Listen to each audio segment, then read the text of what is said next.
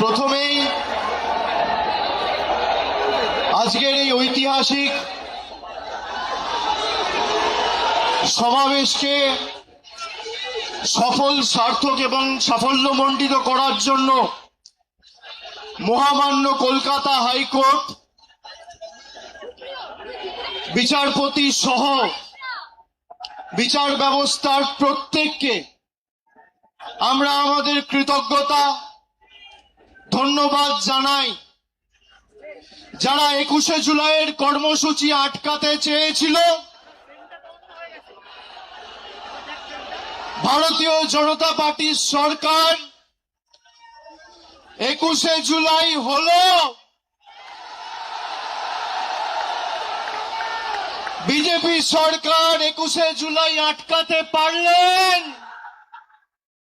শুভেন্দু অধিকারী 21শে জুলাই আটকাতে পারলেন, অমিত শাহ 21শে জুলাই আটকাতে পারলেন, কলকাতা পুলিশ 21শে জুলাই আটকাতে পারলেন।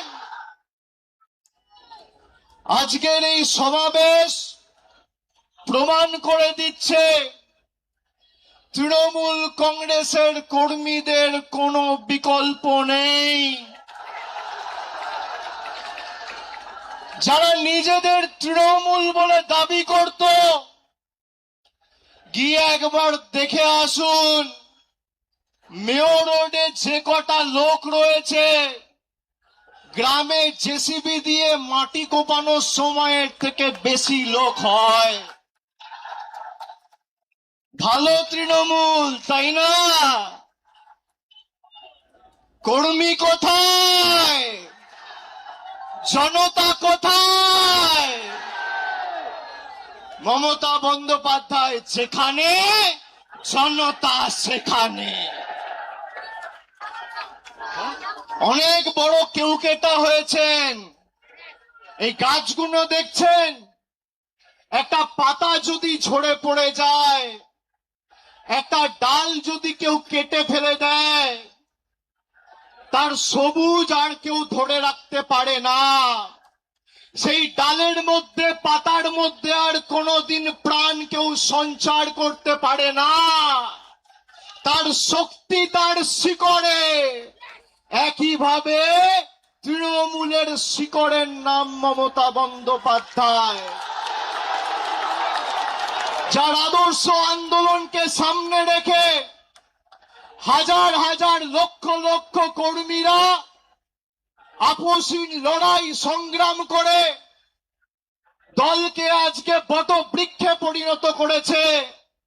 তারা যদি ভাবে যে গদ্দারি বেঈমানি করে দলকে দুর্বল করব, তৃণমূল কংগ্রেস আরো শক্তিশালী হবে।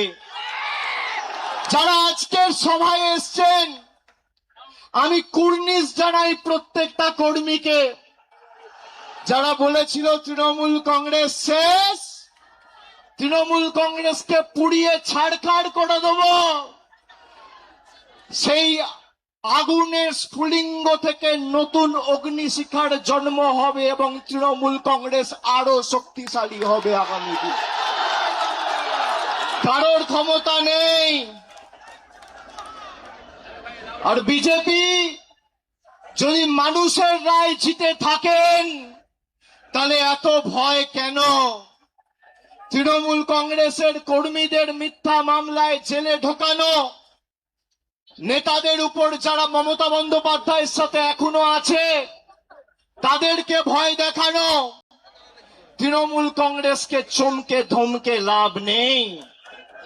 এত মামলা দিয়েছে আমার উপর, একদিকে ইডি, একদিকে সিবিআই, একদিকে ইনকাম ট্যাক্স, একদিকে সিআইডি, একদিকে এসটিএফ। গলা যদি কেটে দেন আর যেদিনকে দেহত্যাগ করব, মৃতদেহটা শ্মশানে নিয়ে যাওয়ার আগে যদি বুকে কান পেতে শোনেন, তাহলেও সেই দেহ থেকে জয় বাংলার মমতা ব্যানার্জি জিন্দাবাদ করে।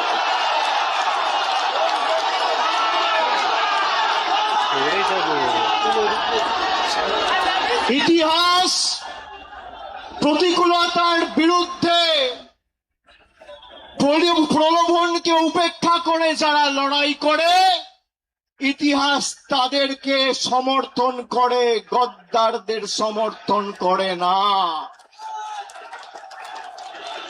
5 ওয়াট 10 ওয়াটের বাল্ব সে এখন ভাবছে আমি হ্যালোজিন হয়ে গেছি। আরে বিদ্যুৎ সঞ্চার করছে মমতা ব্যানার্জি, শক্তি কেন্দ্র মমতা বন্দ্যোপাধ্যায়, যার আদর্শকে সামনে রেখে আপনার রাজনৈতিক পরিচয়, পথ চলা। যদি কেউ নিজের মাকে ত্যাগ করে, সে সন্তানকে সৃষ্টিকর্তা সর্বশক্তিমানও কোনোদিন ক্ষমা করে না। যারা গেছে, আমি নেত্রীকে অনুরোধ করব, দয়া করে আগামী দিনে একটা কেউ ফেরত নেবেন না, একটা কেউ ফেরত নেবেন না। আজকের এই কর্মী সমর্থকদের উৎসাহ উদ্দীপনা, বিজেপির ক্ষমতা হবে ক্যাথিড্রাল রোডে এই মিটিং করার, রাজ্য সরকারের ক্ষমতায়, পুলিশ তোমার, তদন্তকারী সংস্থা তোমার, অর্থ তোমার, কেন্দ্র সরকার তোমার, মানুষ তৃণমূলের সাথে রয়েছে। পুলিশ যাদের অযথা মিথ্যা মামলায় অত্যাচারিত করছে, আমি বলবো ধৈর্য ধরুন, একটা ছোট নোটবুক পকেটে রাখবেন, সব লিখে রাখবেন। এই নোটবুক গুলো এক এক করে আমরা ঠিক টাইম মতো নিয়ে নেব। যারা যে ভাষায় বোঝে তাদের সে ভাষাতেই জবাব দেওয়া হবে। ঘর বাড়ি ভেঙে দিয়ে, পার্টি অফিস গুড়িয়ে দিয়ে ভাবছে তৃণমূলকে উৎখাত করব, দুর্বল করব। আরে ফুটপাতে থাকবো, তোদেরকে হারাবো, বাংলা থেকে উৎখাত করব, কথা দিয়ে গেল। দেখি কত ক্ষমতা, কি করবেন, কি করবে বিজেপি? জেলে রাখবে, মিথ্যা মামলায় ঢোকাবে, ঢোকাও, তাও বশ্যতা স্বীকার করব না। মেরুদণ্ডটা ফর সেল নয়। যারা মমতা ব্যানার্জির ছবিকে পিছনে রেখে আর জোড়া ফুল চিহ্নটাকে সামনে রেখে 2024 নির্বাচনে জিতেছে, তারা বলছে আমরা এখন এনডিএ কে সমর্থন করব। মানুষ ক্ষমা করবে? করবে? আপনাদের মধ্যে অনেকে কাউন্টিং এ ছিলেন, কিভাবে বিজেপি কাউন্টিং এ চুরি করে জিতেছে আপনারা সাক্ষী রয়েছে। যারা রামের নামে ভোট চেয়েছিল, সেই রাম মন্দিরে চুরির দায় এই বিজেপির। রাম মন্দিরে নোট চুরি আর ইভিএম এ ভোট চুরি, এই হচ্ছে বিজেপির প্রকৃত স্বরূপ। আর যারা গা বাঁচাতে, পিঠ বাঁচাতে বালিশ চাটার গ্রুপে যাচ্ছেন, এদেরকে তৃণমূল বলবেন না, বলবেন বালিশ চাটা।